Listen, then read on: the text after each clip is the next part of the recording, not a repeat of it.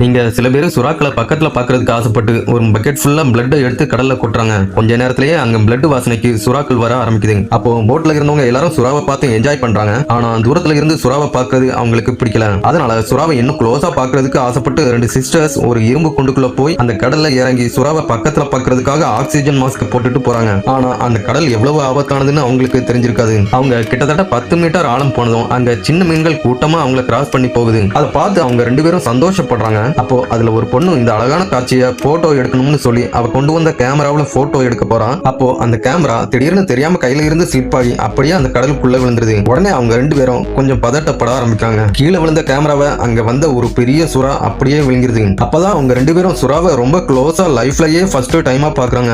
அந்த டைம்ல அவங்க இருந்த இரும்பு கூண்டா கட்டியிருந்த ஸ்டீல் ரோப் கொஞ்சம் ஸ்லிப் ஆகுது. உடனே ஓல்டர் சிஸ்டர் என்னாச்சுன்னு கேக்குறா. அப்போ எல்டர் சிஸ்டர் ஒருவேளை மேல இருந்த ரோப் கொஞ்சம் ஸ்லிப் ஆகி இருக்கலாம்னு சொல்றான். ஆனா ஓல்டர் சிஸ்டருக்கு அது சரியா படல.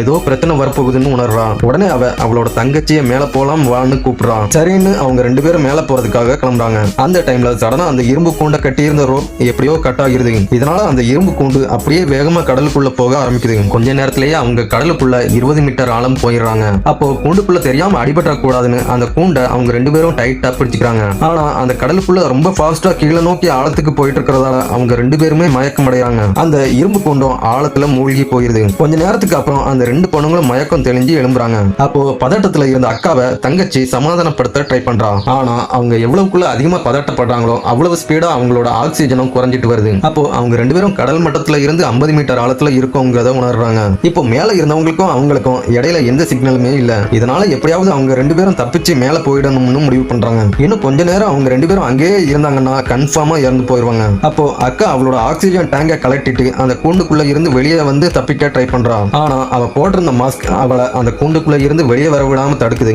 இதனால அவளால வெளியே வர முடியல. எப்படியாவது அதுக்குள்ள இருந்து தப்பிச்சு வெளியே வந்துடணும்னு நினைக்கிறான். ஆனா வெளியே பெரிய பெரிய பயங்கரமான சுறாக்கள் அவளுக்காக வெயிட் பண்ணிட்டு இருக்கிறது அவளுக்கு தெரியல. இதோட அடுத்த பார்ட்டுக்காக மறக்காம நம்ம சேனலை சப்ஸ்கிரைப் பண்ணிருங்க.